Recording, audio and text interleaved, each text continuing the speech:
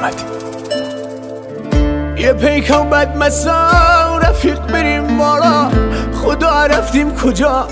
ای امشو رحمان باید بشه جدا.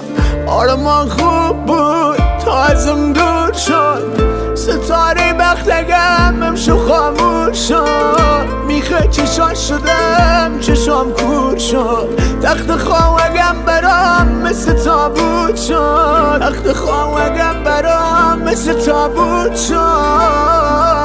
دیگه نری فدایی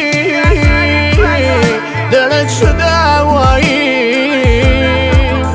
تو بد خاطراتی برای مجا گذاشتی.